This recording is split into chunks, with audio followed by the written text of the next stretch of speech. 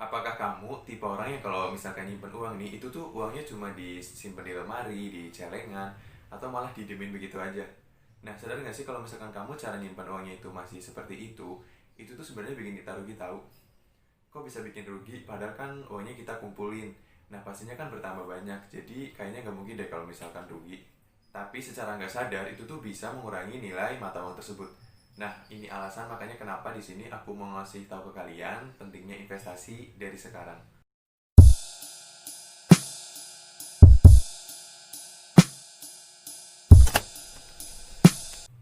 Hai, kenalin dulu sebelumnya nama aku Aris. Nah, di video kali ini aku tuh nggak mau ngebahas tentang YouTuber pemula. Tapi di sini aku tuh mau ngajak kalian untuk sharing dan belajar bareng yang namanya investasi. Mungkin kalian itu udah nggak asing lagi kalian dengar yang namanya investasi ini. Udah sering denger lah. Nah, buat yang belum tahu investasi itu apa, jadi investasi ini itu adalah aktivitas menempatkan modal, bisa berupa uang atau aset berharga lainnya, ke dalam sesuatu dengan harapan tuh kita bakalan dapat keuntungan di masa depan. Kalau dengar kata investasi ini itu berarti kita tuh menyisihkan dana tanpa bermaksud menggunakannya. Tapi justru kita tuh malah berharap uangnya tuh bakalan berkembang. Beda sama menabung ya. Kalau misalkan kita menabung itu kan kita cuma menyisihkan dananya, cuma itu buat menunda penggunanya aja. Beda sama investasi. Tapi kalau misalkan di investasi itu tuh bakalan berkembang nanti dananya. Sedangkan kalau misalkan ditabung, uangnya tuh bakalan segitu-gitu aja. Dalam berinvestasi ini itu juga biasanya ada maksud dan tujuannya sebelum kalian berinvestasi. Sebut aja misalkan tujuannya tuh mau beli rumah, mau nikah, mau buka usaha, dan lain-lain masih banyak lagi. Ini itu penting banget dipersiapin dari sekarang. Contoh investasi tuh gini nih. Misalkan aku tahun 2015 aku beli emas. Sebut aja misalkan harganya dulu waktu tahun 2015 itu 400.000 per gramnya. Kemudian waktu aku beli itu aku simpen. Setelah 4 tahun aku jual lagi nih emasnya. Dan ketika aku jual harganya tuh udah naik menjadi 600.000 per gram. Setelah aku jual berarti kan di situ aku mendapatkan keuntungan 200.000 kan. Karena dari 400.000 ke 600.000. Tindakan aku waktu beli emas ini pada tahun 2015 ini tuh yang disebut dengan investasi. Sedangkan keuntungan yang 200 ribunya itu yang disebut dengan keuntungan. Investasi ini itu juga ada banyak-banyak nih jenisnya. Mulai dari investasi properti, investasi obligasi, saham, reksadana, emas, dan lain-lain masih banyak lagi. Terus, apa pentingnya sih kita harus berinvestasi dari sekarang? Kalau menurut aku, investasi ini tuh penting banget dilakukan atau dimulai dari sekarang sejak kita masih muda. Karena kalau misalkan kita udah mempersiapkannya sejak awal, jadi kita tuh bisa mempersiapkan kebutuhan yang terencana maupun yang nggak terencana di masa yang akan datang. Selain bisa mempersiapkan kebutuhan yang terencana maupun yang nggak terencana, kalau misalkan kita udah mulai berinvestasi dari sekarang, peluang kita untuk mendapatkan keuntungan atau capital gain itu juga makin banyak kalau kita tuh udah mulai dari sekarang. Aku kasih perumpamaan gini nih. Kalau kita mau investasi di properti, misalkan sebut aja apartemen. Nah, kita tuh belinya tuh yang pas awal penawaran. Karena biasanya kalau misalkan kita belinya pas awal penawaran, pengembang dari apartemen tersebut biasanya memberikan penawaran yang paling murah. Ini tuh juga bakalan sangat menguntungkan buat kita. Karena kalau misalkan kita menunda pembeliannya, misalkan 1 tahun atau 2 tahun ke depan, itu tuh harganya pasti bakalan jauh lebih mahal. Terus kalau misalkan kita udah mulai investasi dari sekarang, sejak dini, itu tuh kita tuh makin gampang untuk mencapai tujuan investasi. Kayak dana pensiun, dana pendidikan, dana mau beli rumah, pernikahan, kayak gitu. Nah ini tuh penting banget dipersiapin dari sekarang dengan cara investasi. Contoh nih, 5 sampai 7 tahun ke depan kamu ada keinginan mau beli rumah. Nah, daripada uangnya tuh cuma didiemin, disimpan di lemari, di tabungan yang biasa aja kayak gitu, kan uangnya nggak bertambah. Nah, itu tuh mendingan diinvestasiin. Karena kalau misalkan kita investasikan uang tersebut, nanti tuh uangnya tuh bakalan berkembang dan kita tuh bakalan mendapatkan keuntungan dari investasi tersebut. Daripada uangnya cuma didiemin, nggak dapat apa-apa, yang ada tuh malah dapat mengurangi nilai mata uang tersebut. Belum lagi harga properti tuh semakin tahun tuh semakin naik. Jadi kalau misalkan cuma didiemin begitu aja, ini tuh sayang banget. Oh ya nih, di sini juga aku mau nerapin prinsip ke kalian. Kalau misalkan suatu saat kalian tuh harus punya prinsip, harus uang yang bekerja untuk kita. Jangan kita terus yang bekerja untuk uang. Kalau misal awal-awal itu kayaknya nggak apa-apa sih ya kalau misalkan kita dulu nih yang bekerja buat uang. Tapi suatu saat kita juga harus punya prinsip nih kalau misalkan harus uang yang bekerja buat kita. Kalau kita nih manusia, kita kerja kan capek ya. Kita tuh perlu istirahat. Tapi jangan sampai uang kita tuh istirahat. Jadi usahakan tuh uangnya tetap bekerja buat kita. Nah, caranya ini bisa dengan investasi. Terus kenapa harus investasi, Kak? Kenapa nggak kita diemin aja begitu aja di celengan, di lemari? Kalau nggak kita nabung aja nih di bank. Bukannya kalau misalkan kita nabung di bank tuh kita dapat untung ya dari bunga. Tapi kalian sadar nggak sih kalau misalkan kita nabungnya tuh masih didemin begitu aja, nanti tuh yang ada tuh uang kita tuh malah nilai mata uangnya tuh berkurang. Kenapa bisa gitu? Jadi kalau misalkan kita nabung uangnya cuma didemin begitu aja, nanti tuh bisa terkena yang namanya inflasi. Inflasi. Nah, buat yang belum tahu inflasi ini itu apa, jadi inflasi ini itu adalah proses meningkatnya suatu harga secara terus-menerus. Dan dalam mekanisme pasar atau dengan kata lain, inflasi ini itu adalah proses menurunnya nilai mata uang secara terus-menerus. Ini tuh bisa disebabkan oleh beberapa faktor, antara lain kayak konsumsi masyarakat yang tinggi yang tidak disertai dengan ketersediaan barang yang cukup. Kemudian biaya produksi yang tinggi dan distribusi barang yang kurang lancar. Nah, oh iya, inflasi ini tuh juga terjadi karena banyaknya uang yang beredar itu tuh lebih besar daripada jumlah uang yang dibutuhkan. Contohnya nih, kalau misalkan dulu kalian mau beli beras dengan harga 60.000, itu tuh kalian udah bisa dapet mungkin 10 kilo atau enggak 11 kilogram beras. Tapi sekarang tuh pasti jauh lebih mahal.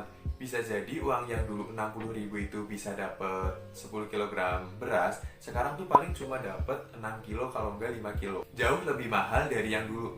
Nah, ini tuh disebabkan karena yang namanya inflasi. Jadi kalau misalkan kita cuma nabung gitu aja, ini tuh uang kita tuh bakalan ada yang nyuri. Jadi tergerus terus oleh yang namanya inflasi.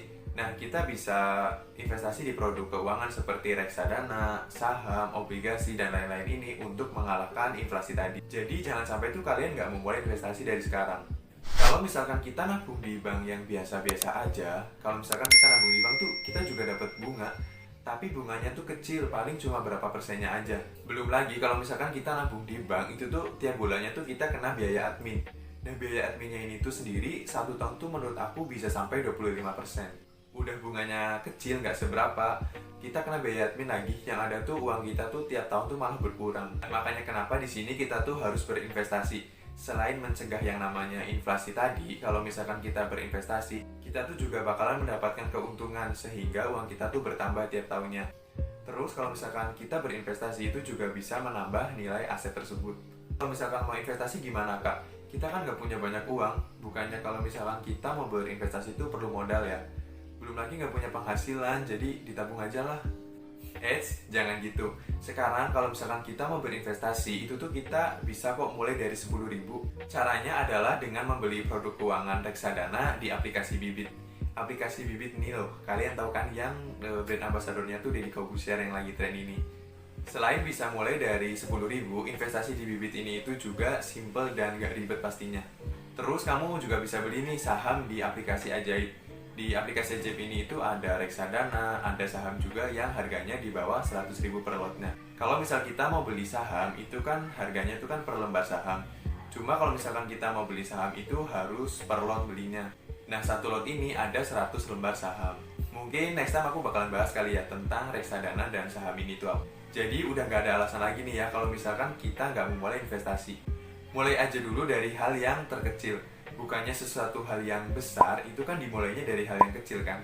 Jadi kalau misalkan kalian belum bisa berinvestasi di investasi yang besar, kalian mulai aja dulu dari yang terkecil, kayak contohnya tuh reksadana. Kalian mulai aja dulu nih dari sisihin dari uang jajan kalian, kalau enggak penghasilan kalian tiap bulannya, untuk diprioritaskan ke investasi. Dengan kalian udah memprioritaskannya ke investasi, aku yakin tuh kalian tiap bulannya pasti bakalan nyediain dana untuk diinvestasiin. Tapi kalau misalkan kita investasi kayak gitu tuh aman gak sih, Kak? Nanti yang ada malah kena investasi bodong. Sekarang kan lagi rame tuh ke berita investasi bodong. Yang ada tuh malah uang kita diambil tapi kita tuh malah gak dapet apa-apa. Nah, makanya nih ini tuh penting banget buat kalian cek dulu dan cari tahu dulu sebelum memilih instrumen investasi. Kalian jangan asal-asalan milih investasi, nanti yang ada tuh malah rugi. Aku saranin kalau misalkan kalian mau berinvestasi, ini tuh investasinya tuh yang diawasi oleh OJK atau Otoritas Jasa Keuangan. OJK ini itu adalah lembaga pengawas kegiatan di pasar modal. Kalau kalian berinvestasi di perusahaan sekuritas yang diawasi oleh OJK, itu bisa dijamin tuh perusahaannya tuh aman. Karena buat terdaftar di OJK-nya aja ini tuh prosesnya lumayan rumit. Dan kalau misalkan perusahaannya emang nggak bagus, itu tuh nggak bakalan disetujuin sama OJK. Jangan lupa juga buat ketahui dulu profil resiko dari investasi tersebut. Jadi intinya di sini tuh mulai aja dulu deh. Tapi sebelum kalian berinvestasi, ada baiknya tuh kalian tahu dulu nih tentang piramida perencanaan keuangan. Di piramida perencanaan keuangan ini, itu fondasi paling dasar, paling utamanya itu adalah dana darurat. Dana darurat ini tuh sangat berpengaruh penting pada keuangan kita. Jadi jangan sampai kita tuh nggak punya dana darurat. Dana darurat ini itu untuk berjaga-jaga, siapa tahu nih kedepannya tuh kita bakalan ada kebutuhan yang mendadak atau enggak mepet. Itu kan kita nggak tahu. Nah sehingga kalau misalkan kita punya dana darurat, kita tuh nggak perlu minjem ke orang lain atau enggak ambil dari uang yang udah diinvestasiin tadi. Jangan sampai uangnya tuh semua diinvestasiin tapi kalian tuh nggak punya dana darurat atau uang cadangan ketika kalian ada kebutuhan mendadak atau mepet. Selanjutnya ini tuh ada cash flow, kredit atau pinjaman. Sebelum kalian berinvestasi, harusnya tuh kalian cek dulu nih cash flow atau enggak pinjaman kalian. Karena cash flow ini tuh sangat berpengaruh pada pengeluaran kita tiap bulannya dalam bentuk cicilan. Jangan sampai uangnya tuh dimasukin ke investasiin semua, tapi kalian tuh masih punya pinjaman atau enggak cicilan yang harus dibayar tiap bulannya. Jadi usahain tuh dilunasi dulu lah. Soalnya kan kita nggak tahu investasi ini tuh bisa nutup atau enggak, nutup cicilan tersebut. Kalau misalkan bisa nutup sih nggak masalah. Tapi semua ini juga balik lagi ke diri kalian, harus pintar-pintar lagi kalian dalam mengelola uangnya. Yang selanjutnya ada proteksi. Nah proteksi ini itu sama aja dengan asuransi kalau enggak jaminan. Ini tuh bisa berupa asuransi jiwa, asuransi kesehatan, kalau enggak asuransi aset. Ini tuh juga untuk berjaga-jaga. Sebagai contoh nih, siapa tahu kedepannya tuh kita bakalan terkena sakit yang biayanya tuh cukup mahal, bisa sampai puluhan juta. Nah, ketika terjadi seperti itu, jadi tuh kita tuh nggak perlu jual aset atau nggak pinjam lagi ke orang lain yang malah membuat utang baru. Kan kita nggak tahu tuh, makanya perlu yang namanya proteksi. Kalau semuanya udah ya berarti istilahnya tuh kita udah ada di zona aman lah, udah ada dana darurat, udah nggak punya cicilan. Nah ini tuh kita udah bisa mulai berinvestasi. Tapi kalaupun kalian belum punya darurat atau nggak masih punya cicilan, kalian juga mulai aja dulu nih investasi, nggak apa-apa dari sekarang, dengan membagi ke berapa persen pendapatan kalian. Asalkan nih pengeluaran kalian tuh masih sesuai dengan pendapatan kalian dan di manage uangnya tuh sebaik mungkin. Itu juga jangan lupa untuk belajar dan pahami dulu investasi yang baik itu seperti apa. Cari tahu juga profil resiko dari investasi tersebut biar kita tuh nggak terjadi hal yang nggak kita inginkan. Tapi jangan cuma belajar-belajar doang terus kalian tuh nggak mulai investasi karena takut rugi lah atau takut apa. Sambil kalian belajar, kalian juga harus memulai tindakan untuk berinvestasi mulai dari sekarang. Intinya mulai aja dulu deh. Mungkin sampai sini aja dulu kali ya sharing aku tentang investasi ini. Semoga pembahasan aku tentang investasi ini itu lumayan jelas ya. Next mungkin aku bakalan bikin video tentang dana darurat, reksadana, saham yang lebih jelas lagi. Jadi jangan lupa buat like video aku biar disukai sama algoritma YouTube. Dan jangan lupa juga buat subscribe biar kalian tuh nggak ketinggalan video-video terbaru berikutnya. Kalau misalkan ada kritik dan saran, boleh aja nih tulis aja di komen. Thank you buat yang udah nonton dan sampai jumpa di video berikutnya.